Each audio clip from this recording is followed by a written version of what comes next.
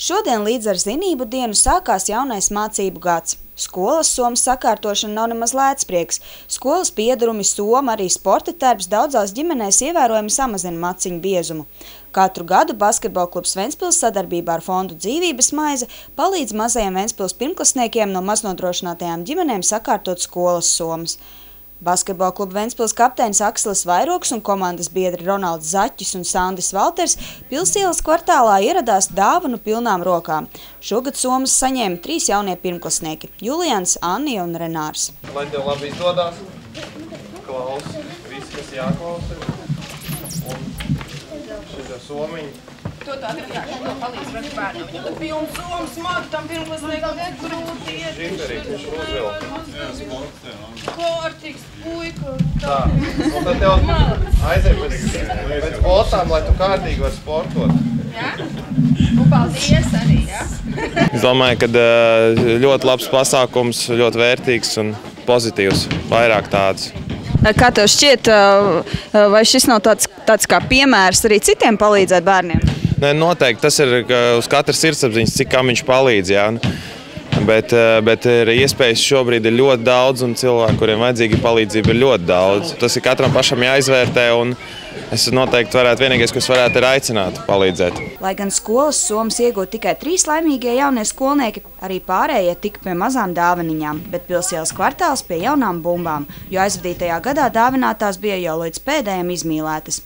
Kā atklājās, Pilsielas kvartāla bērniem un basketbola kluba Ventspils puišiem ir daudz kopīga. Visi lielākoties atzina, ka mīļākais mācība priekšmets ir sports. Akslim Vairogam gan vēl patikusi angļu valoda, bet Ronaldam Zaķim arī mūzika un māksla. Tāpēc viņš apbrīnoja Annijas jaunās somas saturu. Kas tev tur ir pastāstīt? Zīmuļi, penāls, burtnīcas. To visu tu skolā izmantos, vai ne? Kas tev vairāk skolā patīk? Zīmēt vai... Zīmēt, jā. Un ko tu izmantos no šitā visa sataisa vaļā? Kas tev tur penāls? Attaisi. Parādi visiem. Smuks. Patīk? Jā. Varēs izzīmēties. Papīrs arī, kas te ievilkts iekšā ir. Krāsainais papīrs ideāli varēs darīties. Flomasteri. Tev vēl visādi papildinājumi. Negribās iet pašam tagad uz skolu?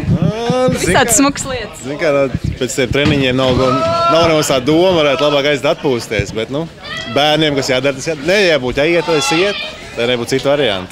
Ja tev būtu tāds penāls kā viņai?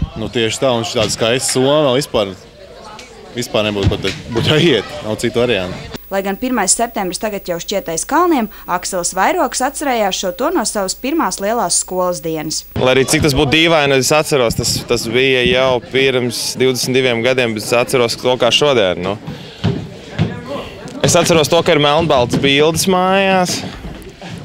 Es atceros to, ka satraukums bija ārprātīgs. Bija prievīte, es biju prievīte. Un mana meitene bija jāiet rociņās stadiona aplī, bet vairāk arī neko es tādu īsti neatceros. Bet tu biji neklausīgs? Es domāju, ka visā visumā es biju labs, jā.